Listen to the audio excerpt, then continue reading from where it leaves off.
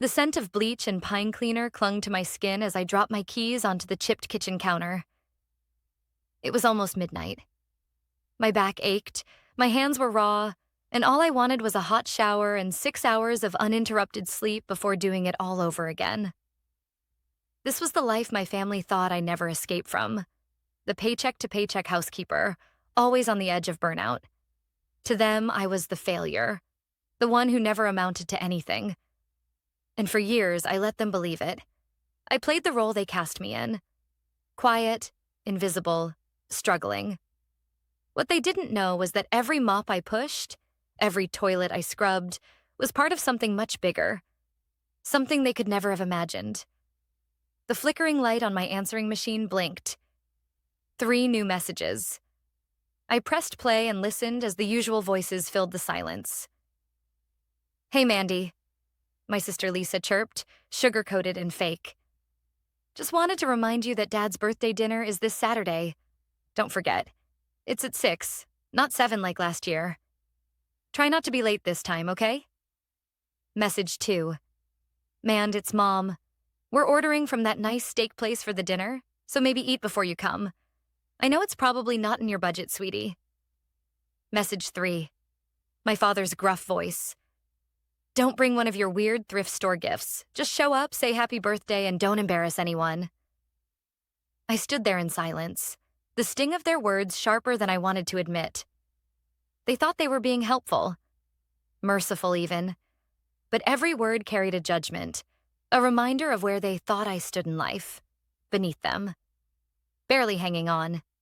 They didn't know about the 4 companies I silently owned, or the fact that I had made my first million 5 years ago, or that just last week Forbes had contacted me for an exclusive feature. The hidden mogul who built an empire from the shadows. I hadn't responded yet. Not because I was hesitant, but because I was finally ready. And it all started 10 years ago, at that same dinner table where Dad would later say, "Pathetic girl, still cleaning other people's houses?" 10 years ago, I was 23, fresh out of a toxic relationship, broke and desperate. I'd dropped out of college to care for my grandmother, who had practically raised me. No one else in the family stepped up. They were too busy climbing their shiny ladders, finance, law, marketing, respectable careers. When Grandma passed, I was alone. No savings, no degree, and absolutely no direction. I took the only job I could get, cleaning houses. It started as a temporary thing, a way to pay rent. But one day, I cleaned for a woman named Evelyn Kane. She was kind, old money kind, and she saw something in me no one else ever did. "You're sharp," she said one day while I organized her chaotic filing system in less than an hour. "Why waste your brain on scrubbing floors?" I told her I didn't have the luxury of dreaming big. She laughed softly and handed me a book, The Lean Startup. I read it cover to cover that night. Then I read 5 more just like it. Something changed in me.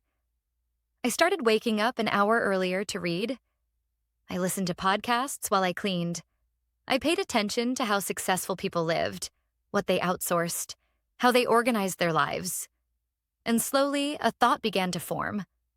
What if I created a business that did more than clean homes? What if I reimagined home services as something high-end, streamlined, tech-driven, designed for the exact people I was working for? So I did. I saved every extra dollar I could. I slept on a mattress on the floor in a shared apartment. I ate rice and eggs for months. And after a year of working 14-hour days, I launched Clarity Living, an elite home management company that offered everything from cleaning to concierge services, staffed by vetted professionals trained in discretion, organization, and luxury standards. I didn't tell anyone. Not my parents. Not my siblings. I didn't want their doubts. I didn't need their voices in my head. I just worked. I signed my first client 6 weeks later, a tech investor in Beverly Hills. He referred me to 4 more. By year 2, I had a team of 12. Year 3, we expanded to New York. Year 5, I was clearing $10 million a year. But at family dinners, I still let Lisa brag about her advertising job. Still let Mom slip me coupons and Dad shake his head whenever I mentioned entrepreneur stuff.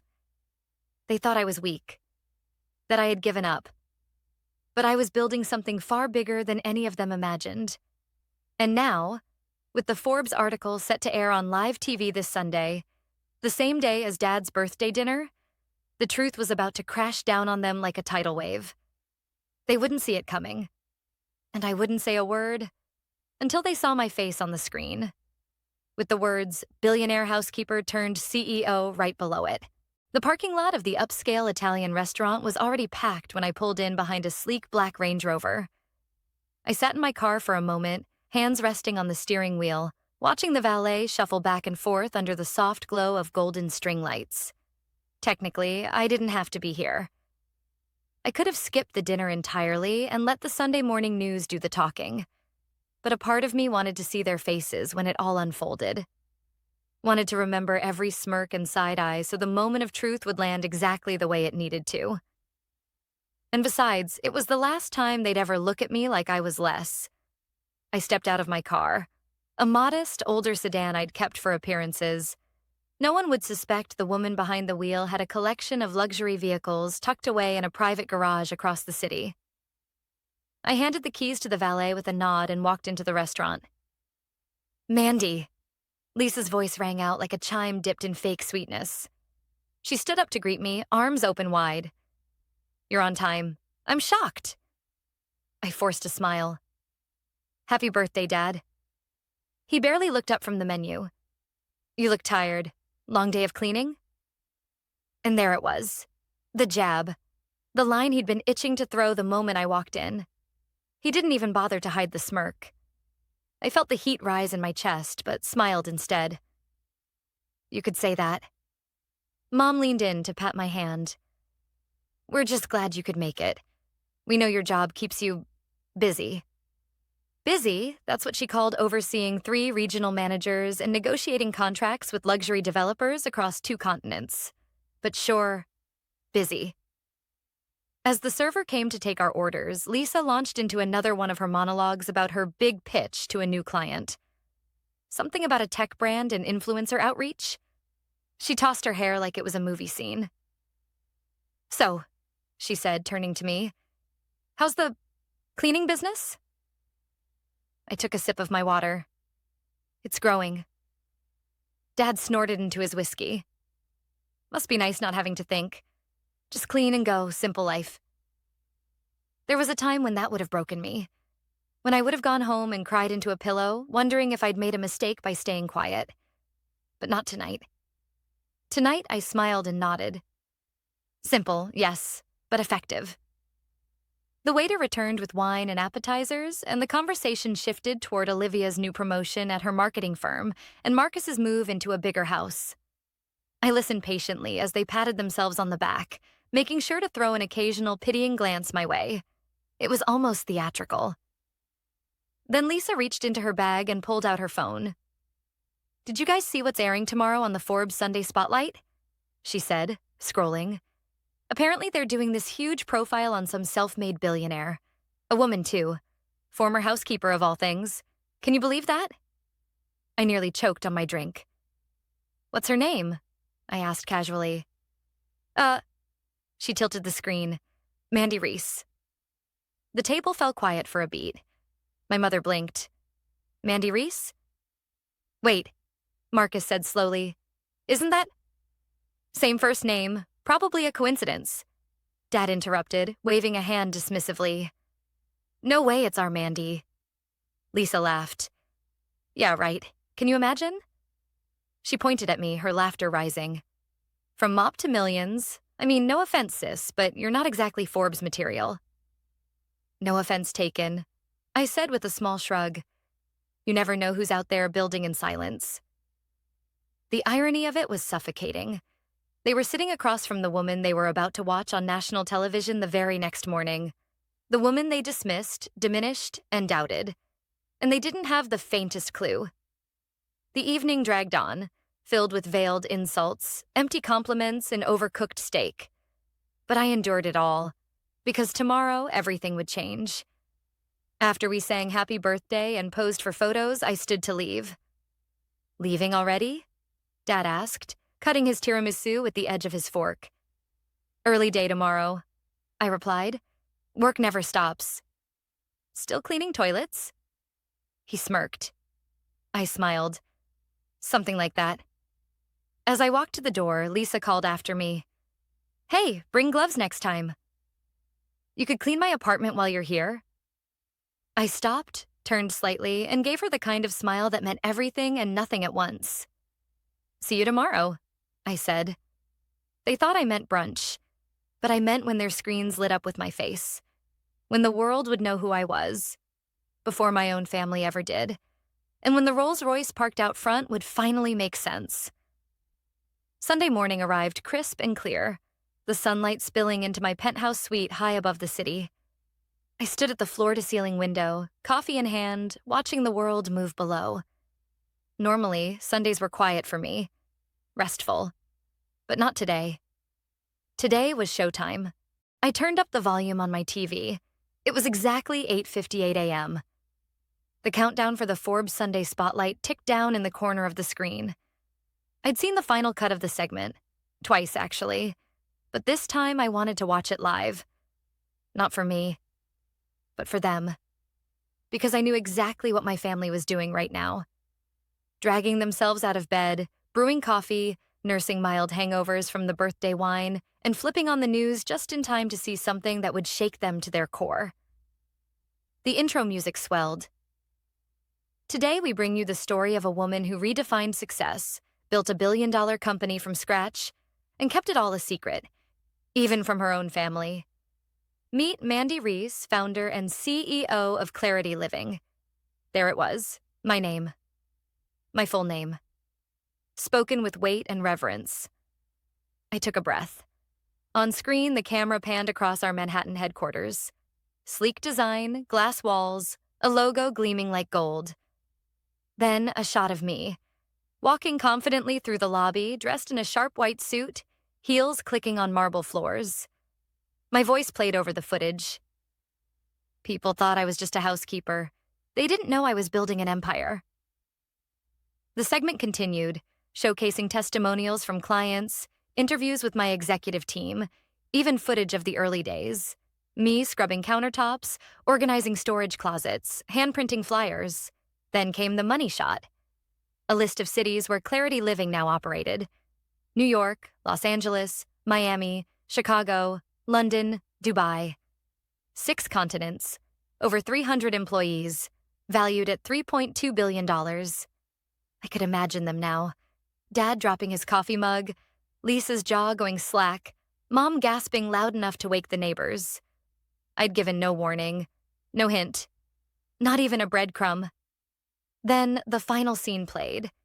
Me stepping out of a black Rolls-Royce, sunglasses on, as a reporter asked, "Why keep it a secret for so long?" I turned to the camera and smiled. Because success doesn't need validation. And sometimes the sweetest part of the journey is watching the ones who doubted you realize they never really knew you at all. Fade to black. I didn't even have to wait 5 minutes. My phone exploded. Calls, texts, emails, voicemails, social media tags. And then the group chat started lighting up. Mom, Mandy, we just saw the news. Is this true? Lisa, wait, what? This is you? Why didn't you tell us? Marcus, Mandy, you're on Forbes. How long has this been going on? Dad, we need to talk. Now I stared at the screen, letting the messages pile up. My coffee had gone cold, but I didn't care. I walked to the garage, phone still buzzing in my hand. My real car, a 2024 Rolls-Royce Ghost, gleamed beneath the overhead lights. I slid into the driver's seat and started the engine. They had questions. Of course they did, but I had answers. And today, they weren't going to hear them over text or in some awkward phone call. They were going to see them, feel them. Because today I was going to visit the same people who had laughed at me just hours ago, this time in a car they used to dream about. Wearing clothes from designers they couldn't pronounce. And walking in not as their family embarrassment, but as the very woman the entire world was suddenly talking about. As I drove through the suburbs toward my parents' house, I thought about the years I'd spent holding back. Every family dinner, every smug comment, every time I bit my tongue instead of revealing the truth. I didn't regret the silence. The anonymity gave me clarity, space to grow. But now it was time to speak with presence. I turned onto their street. The same tree-lined cul-de-sac I once left behind with a duffel bag and no plan. Kids played in front yards, neighbors watered lawns. I imagined the chatter that would spread once they saw the Rolls-Royce pull up. I parked in front of the house, took a breath, and stepped out into the sunlight. Mom opened the front door before I reached the steps. She looked pale, shocked, mascara slightly smudged. "Mandy," she whispered, "is it all true?" I smiled gently and held up my phone, where the Forbes article headline still glowed. "You tell me." The air inside the house felt heavier than usual, like the walls themselves were holding their breath. Mom backed away as I stepped into the foyer, her eyes scanning me like she was trying to make sense of what she was seeing. I could tell she hadn't slept. Her blouse was wrinkled, her hair hastily pinned back, and her voice trembled as she asked, "Why didn't you tell us, Mandy?" Before I could answer, Dad appeared in the hallway. His eyes locked on mine, and for the first time in my life, he looked unsure of what to say. "Mandy," he started, "what the hell is going on?" I walked past them both and made my way into the living room, my heels clicking against the hardwood floor. I sat down on the same couch where I'd once curled up as a teenager, grounded for refusing to change my major. The same couch where Dad told me I'd wasted my life when I turned down a receptionist job at his friend's insurance firm. Now, I was worth more than his entire network of colleagues combined. Mom and Dad followed me in. Dad stayed standing, arms crossed, posture stiff. Mom sank into the armchair like her legs couldn't hold her anymore. Lisa and Marcus arrived 15 minutes later, clearly after reading all the messages in the family group chat. Lisa looked flustered, her designer purse swinging from her arm like a prop she wasn't sure how to use anymore. "Mandy," she said, breathless, "this whole time, you've been, living a double life?" Marcus sat down across from me and blinked. "I Googled you. Mandy Reese. It's all real. You're clarity living." I nodded calmly. "Yes, I am." But you let us think you were struggling," Lisa said. "You let us believe you were broke." "No," I corrected her. "You chose to believe it. I never told you I was broke. I just didn't correct you when you assumed I was." "You drove that beat-up car," Dad snapped. "You wore thrift store clothes. You asked us to go easy on your birthday gifts. What were we supposed to think? That maybe I didn't care about appearances?" I offered. "That I didn't need validation through labels and luxury to know my worth?" Lisa scoffed. "That's rich, coming from someone who just rolled up in a Rolls-Royce." I leaned forward. "The car wasn't for me. It was for you, so you'd finally see me. Because let's be honest, if I had shown up in my work clothes from the company I own, or said I was investing in real estate across 3 countries, you wouldn't have believed me." Dad opened his mouth, but for once, nothing came out. "You know what really hurt?" I said quietly, eyes still on him. "It wasn't the assumptions. It was how easy it was for all of you to believe I had failed. How none of you ever asked what I was passionate about, what I was building. It was easier to mock the housekeeper than imagine I had dreams worth following." Silence. Then Marcus said, "But why keep it a secret? Why not tell us? We're your family." I turned to him slowly. "Remember when Grandma got sick? I dropped out of school to take care of her. You all told me it was irresponsible, that I was throwing away my future. But I didn't care. I owed her everything. She believed in me when no one else did. And when she passed, I had nothing. Not one of you offered help. Not a place to stay. Not even a word of encouragement." Mom flinched, but didn't deny it. So I started working. Cleaning houses. One of my clients saw something in me. She gave me a book and a chance. That chance became an idea. The idea became a company. The company became a global brand. I paused and let the silence stretch. I didn't tell you because I didn't want to fight for your approval. I wanted to build something for myself. And now that I have, now that the world knows, I wanted you to see it, not hear about it. See it. Lisa shifted in her seat. I thought you were just trying to find yourself. I found myself a long time ago, I said. You just never looked close enough to notice. Dad finally sat down, looking strangely small. So what now? You just rub it in our faces? No, Dad, I said, my voice steady. I'm not here to humiliate anyone. I'm here because, for once, I want you to really know who I am. And because tonight there's a dinner at the Paramount. Lisa's brows knit. The Paramount? That exclusive place with the 6-month waitlist? I own it now, I said simply. And I've reserved it for us. Private chef, full staff, top floor. We're going to sit around a table again. But this time, the conversation will be different. Mom looked like she might cry. We don't deserve this. I smiled softly. Maybe not.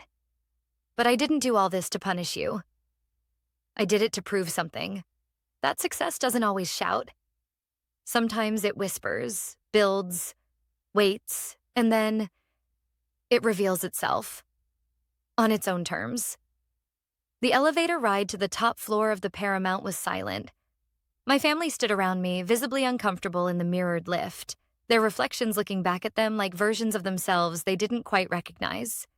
Even Lisa, who usually glowed in any social setting, clutched her purse like a security blanket, her eyes darting around the luxurious interior. She hadn't spoken since we arrived. When the elevator doors slid open, a private host greeted us with a polite smile. Welcome, Ms. Reese. The dining room is ready. We stepped into the space I had redesigned just 2 months ago. Glass walls overlooking the city skyline, a long black marble table glowing under soft pendant lights, a private string quartet playing faintly in the corner. The room was soaked in elegance, but it wasn't about wealth tonight. It was about clarity. They needed to see, without a shadow of a doubt, who I had become. The server gestured for everyone to take a seat. As we settled in, my mother leaned toward me. Mandy, this place is breathtaking. I nodded with a calm smile. It's my favorite view in the city. Reminds me of how far I've come. Dad cleared his throat, eyes roaming the room. This is a lot. It's not about showing off, I replied. It's about showing you what you never saw. The servers moved silently, placing down custom menus printed with each guest's name in gold foil. Beside each one, I had placed a sealed envelope. I waited until the wine had been poured, until the first course, lobster risotto, was served. Then I spoke. Before we eat, I'd like everyone to open the envelope in front of them. They looked at me confused. Then, one by one, they peeled open the paper. Lisa gasped first. Inside her envelope was a simple chart. 2 columns. Lisa's salary and Mandy's daily passive income. The second column dwarfed the first. At the bottom was a polite footnote. This is only from 2 of my 8 revenue streams. Her hands trembled as she folded the paper and put it down. Marcus's envelope held an email from 4 years ago, when I'd quietly reached out to his firm under an alias, offering an investment opportunity into Clarity Living. His reply, filled with corporate jargon, politely rejected the offer, stating, "Home services are not scalable." Below it was a note. That $100,000 opportunity would be worth $17.4 million today. He looked up at me, pale. Mandy, I didn't know it was you. I know, I said. That's why I never took it personally. Mom's envelope contained a list of every time I'd asked her and Dad to believe in me, to support an idea, to attend a gallery showing when I was cleaning to support my art, to co-sign a small loan for startup capital. All declined.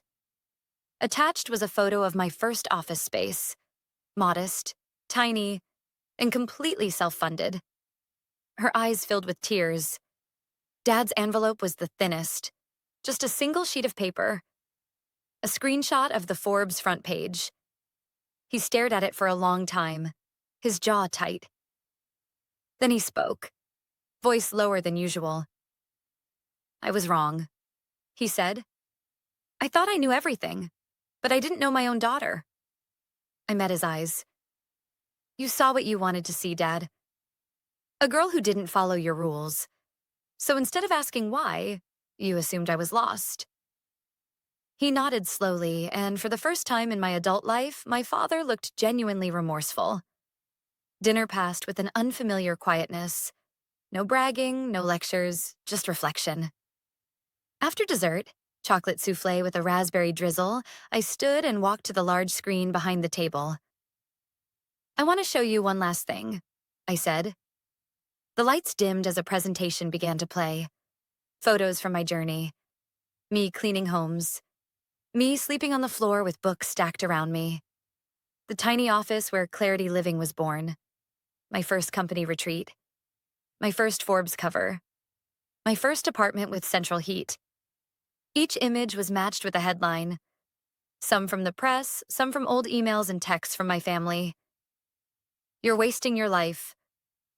Maybe try a community college next semester. Mandy needs to get real." Then the final frame appeared. A photo of me at age 23, smiling with my grandmother in our old kitchen side by side. Below it, "She believed in me when no one else did." I turned back to them. This wasn't about revenge. It was about truth. I'm not angry anymore. I don't need apologies, but I do need you to stop pretending I was ever less than. No one spoke for a long time. Then my mother stood and walked to me, tears silently streaming down her face. "I'm sorry," she whispered. "Not just for not seeing you, but for not looking in the first place." I hugged her tightly. "Thank you. That's all I ever wanted." As the music swelled and the city sparkled behind us, I realized this wasn't just a dinner. It was a reckoning. And maybe the beginning of something new. A week had passed since the dinner at the Paramount, and the world hadn't stopped talking. Articles were still going viral. My inbox was overflowing with partnership requests, offers to write a memoir, podcast invites, investment proposals. I'd been named one of Forbes' most influential women of the year and was now booked for a keynote speech at a global innovation summit. But the spotlight wasn't what kept me awake at night. It was the stillness, the silence after the storm, the strange quiet that follows a lifetime of noise, of proving, of chasing something just to show others you could, and then realizing you've already arrived. I sat on the terrace of my brownstone, the one my family didn't know about. It was simpler than the penthouse, quieter. Ivy on the walls, an old stone fountain bubbling gently nearby. My dog, a gentle old rescue named Luna, lay curled beside me. She didn't care about net worths or business empires, just that I was home. The phone buzzed beside me. It was a text from Dad. "Saw your TED Talk. You were incredible. Wish I'd listened to you sooner. Proud of you, Mandy. Truly." I stared at the message for a while, unsure how to respond. It didn't erase everything. The years of condescension, the disregard. But it was something. A start. A bridge being built, tentatively, but intentionally. A notification popped up. Forbes Interview live in 20 minutes. I glanced at the clock. Just enough time. I walked inside and changed into a simple blouse and jeans. No stylists, no prep team, no designer heels. Just me. Because after everything, I'd finally earned the right to be fully myself, on camera or off. I joined the virtual call and the host greeted me with a grin. "Mandy Reese, thank you for being here." "Happy to," I replied. "We've had a huge response to your story," he continued. "Millions have watched your journey unfold. But one question keeps coming up. What made you keep going when everyone, especially your own family, seemed to doubt you?" I thought for a second, then smiled. "You don't need everyone to believe in you. Just one person.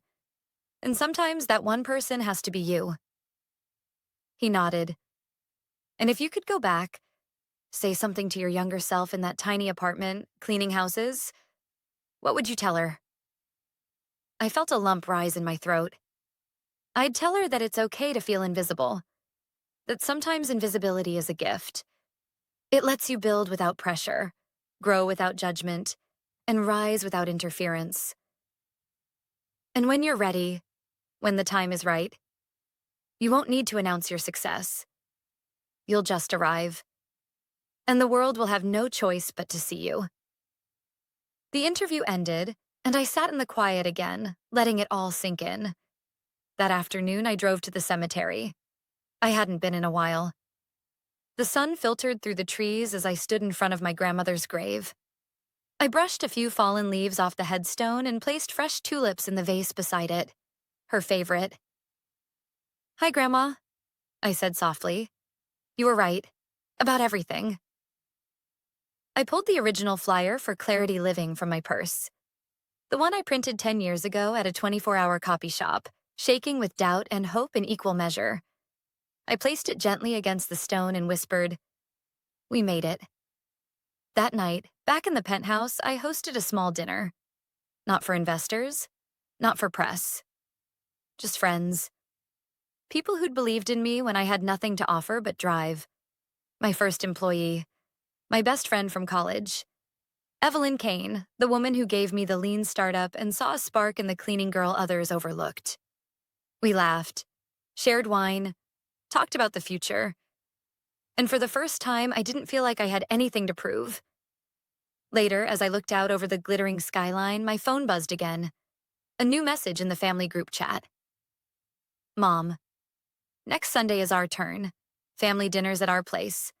You don't have to bring anything. Just you. And if it's okay, maybe you could tell us more about what you're building. We want to learn. Finally." I smiled. There was no victory parade, no explosion of confetti. Just quiet understanding. And a slow, steady unraveling of the old story they had written about me. Because I hadn't just changed my life. I had rewritten the narrative. From pathetic housekeeper to self-made mogul. From invisible daughter to unignorable force.